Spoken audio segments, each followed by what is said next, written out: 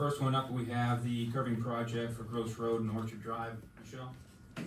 So as the board was made aware of at a previous meeting, we had to do some asphalt curbing as part of the 2025 road projects. Because this work had to be done before the road projects could be started, I did poll the commissioners individually for their approval, which was unanimous, so we put that on the agenda so you can ratify the asphalt curbing project for Gross Road and Old Orchard Drive, Saks and Sons Incorporated at $14,580. Okay, with that said, I'll need a motion on the payment. I'll make a motion. Hearing a motion, is there a second? I'll second. Hearing a second, further discussion? All in favor say aye. Aye. Against? Motion carries.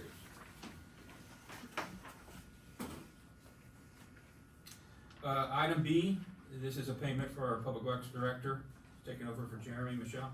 So as the board is aware from previous executive session at the last meeting that we did have to, I'm sorry, probably not the last meeting, probably July, we did need to let our former Public Works Director, Kevin Snyder, go. And in the meantime, we have asked Jeremy Fenyas to step up and run the department. And as such, we are asking to provide him with a $4,000 increase in pay effective Monday, August 11th, 2025. And I must report that Jeremy is doing a fantastic job.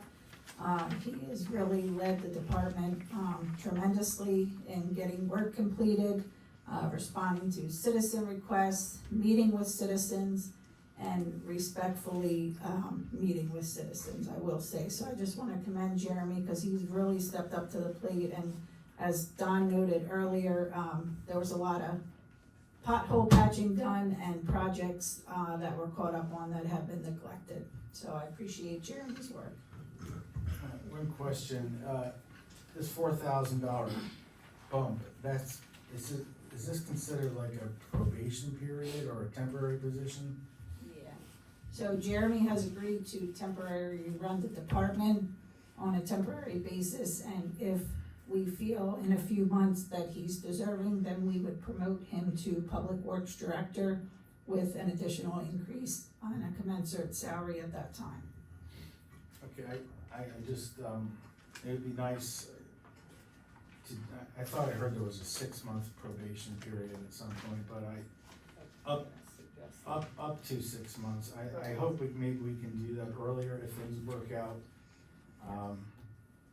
Like I said, I've watched you work, Jeremy, and you're a problem solver, for sure, and I've seen it firsthand, and I saw it very big time when we had that big windstorm, and there was trees, everything everywhere, and your guys went in like a hurricane and just cleared the streets. And as Trace told me, you have one job is to keep the roads open, and you did it quick. But thank you again for your work. I look forward for you being a permanent Public Works Director if it works out. Yeah, and I believe that we'll probably look to promote him by the end of the year, so long as the board is okay with that. That said, with a proposal from the township managers on the table, do I have a motion on that? I'll make that motion. Is there a second? I'll second. Further discussion? All in favor say aye. Aye. Motion carries. Congratulations, Sharon. Old business C, promotion in the police department, and this is authorizing another corporal slot. We'll have two, one sergeant, so Al, you wanna? Yeah, so the officers work 12-hour shifts. As of right now, we have one corporal. So they work 2 separate platoons. One platoon is without a corporal. So we'd like to have mid-shift supervision on both platoons. Therefore, we'd like to promote Officer Farrell to corporal. He has already taken the test and passed. Okay, I'll need a motion on the corporal slot. I'll make that motion. Hearing a motion on that, is there a second? I'll second. Hearing a second. Further discussion? All in favor say aye. Aye. Motion carries. Thanks, Al. Old business D, this is the Gabon piece for land development. I think we have some representatives here. If you guys want to come up and take a seat at the table.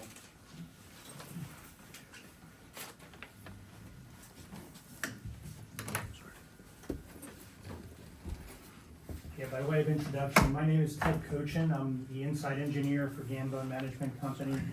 I'm here with our land development engineer, Steve McBrearty, to my left. And to my right, Sandy Koza is our traffic engineer. So we're here to answer any questions you might have. We know this has been discussed among you all as well as with your consultants. The issue tonight, obviously, is what to do with State Street. And, it seems to be our impression that you're looking for a cul-de-sac, which we're perfectly happy to provide, if that's your way you wanna go. If you wanna go two-way traffic, one-way traffic, we're amenable to that as well. We just need a decision to move on. Okay, I think right now, from my conversations, the cul-de-sac, so if anybody wants to have more questions on something else, does anybody else want to talk about, are we okay with the cul-de-sac?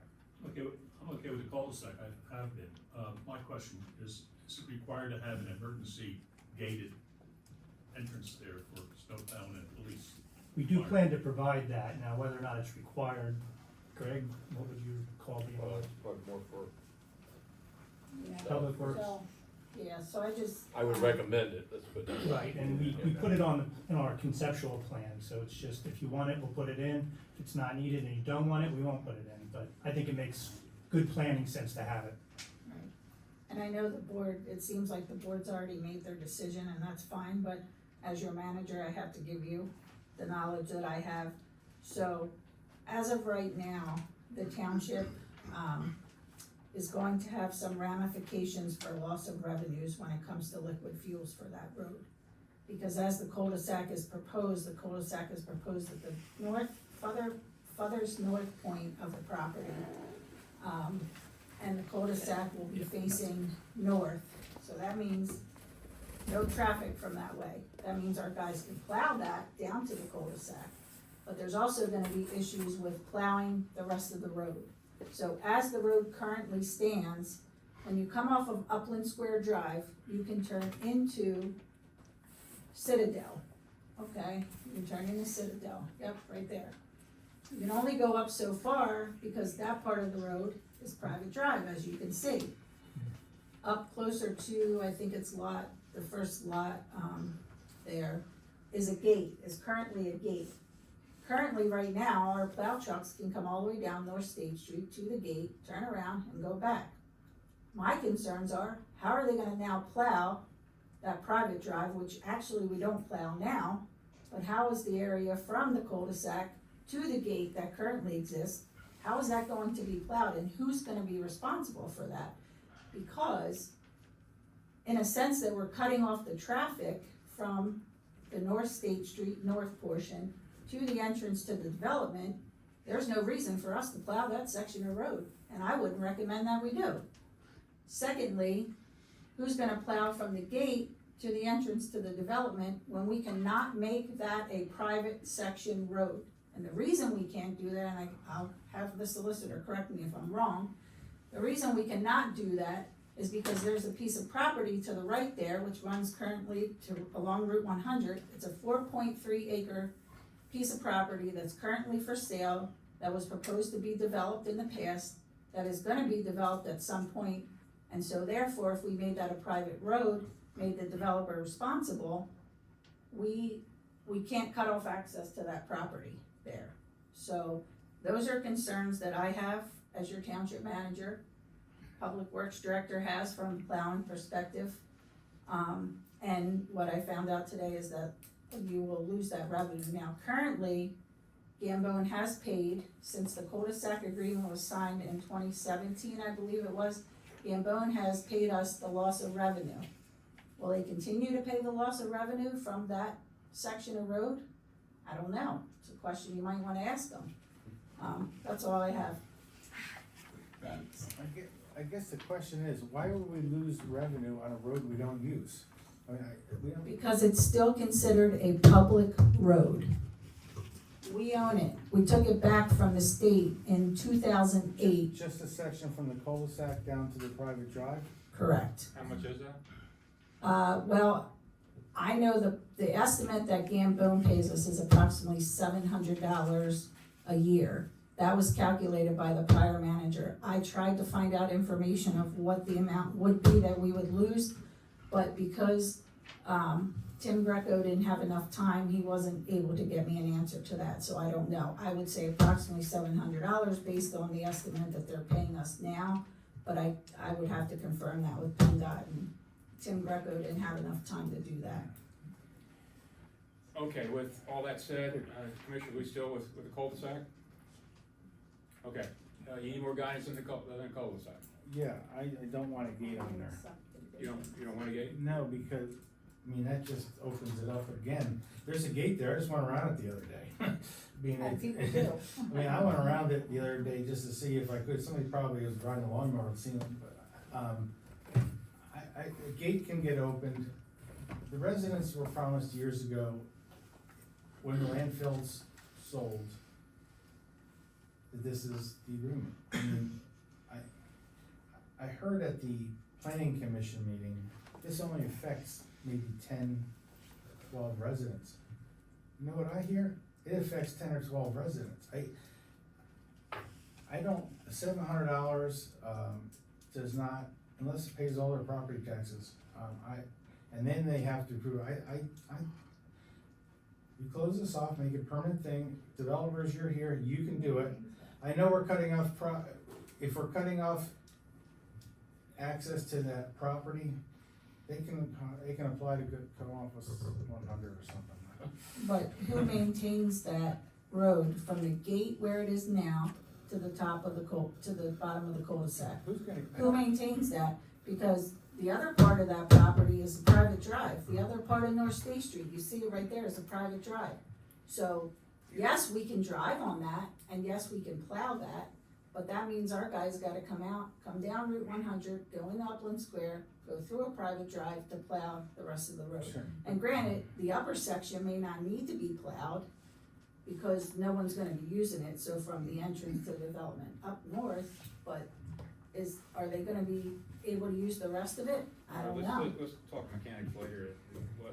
We are going with the cul-de-sac, we're going, and then mechanics will take a look later. You need more guidance than that?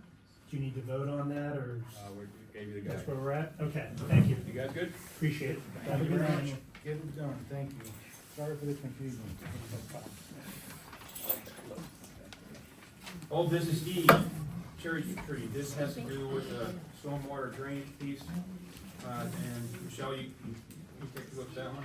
Yeah, so this is a project that's been an issue for a number of years, and we have been working with, well, first we worked with LTL, but they didn't have as good of ideas as to how to fix it as Chester Valley, I will say, but anyway, Chester Valley's looked at this. Jeremy, went out and got some quotes, for this, so did Al Griga from Chester Valley Engineers. And you see Al Griga's letter of recommendation is to, hire James Kenny Contracting for this project in the amount of $20,800. That does include Public Works and doing some of the work as well. And this has to do with some movable of rocks, as I understand it as well, too, so. Okay, I need a motion on that. I'll make that motion, use Kenny. Is there a second? I'll second. Hearing a second, further discussion? All in favor say aye. Aye. Against, motion carries. Thank you, Michelle. Let me rephrase, LTL had a much bigger project that was much more costly. That's why we looked to our alternate engineer to give us quotes. I'm shocked. All right, new business.